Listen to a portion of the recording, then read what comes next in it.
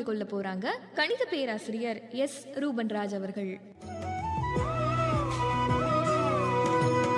GPS அதாவது செயற்கைக்கோள் உதவியுடன் வழிகாட்டும் அமைப்பு. பூமியை சுற்றி வரும் 31 செயற்கைக்கோள்கள் தங்களின் இருப்பிடம் மற்றும் துல்லியமான நேரத்தை கொண்ட ரேடியோ சிக்னல்களை தொடர்ந்து அனுப்புகின்றன. உங்கள் கைபேசி அல்லது காரில் உள்ள GPS ரிசீவர் குறைந்தது 4 செயற்கைக்கோள்களில் இருந்து சிக்னல்களை பெறுகிறது. சிக்னல் வந்த நேர தாமதத்தை வைத்து ஒவ்வொரு செயற்கைக்கோள்களின் தூரத்தை கணக்கிடுகிறது. பல செயற்கைக்கோள்களின் தூரத்தை வைத்து ட்ரைலேட்டரேஷன் எனப்படும் ஜியோமெட்ரி முறையை பயன்படுத்தி உங்கள் இடத்தின் அட்சரேகை லாட்டிடியூட், தீர்க்கரேகை லாஞ்சிடியூட், உயரம் ஆல்டிடியூட் ஆகியவற்றை கண்டறிகிறது. செயற்கைக்கோள்கள் அதிக வேகத்திலும் உயரத்திலும் சுழல்வதால் ஐன்ஸ்டீனின் சார்பியல் கோட்பாடு ரிலேட்டிவிட்டி காரணமாக அவற்றின் கடிகார நேரம் பூமியில் உள்ள நேரத்திலிருந்து சிறிது மாறுபடுகிறது. இதை பொறியாளர்கள் தினசரி திருத்துகிறார்கள். GPS உதவியுடன் கார்கள்,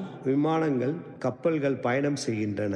சுருக்கமாக சொன்னால் GPS என்பது வானியலில் இருந்து செயற்கைக்கோள் இயக்கவியல், அதாவது அஸ்ட்ரானமியிலிருந்து ஆர்பிட்டல் மெக்கானிக்ஸ், இயற்பியலிலிருந்து சார்பியல், அதாவது பிசிக்ஸிலிருந்து ரிலேட்டிவிட்டி, மேத்தமெட்டிக்ஸிலிருந்து ஜியோமெட்ரி ஆகியவற்றை ஒன்றிணைத்து பூமியில் எங்கிருந்தாலும் துல்லியமான இடம் மற்றும் நேரத்தை வழங்கும் அற்புதமான தொழில்நுட்பம்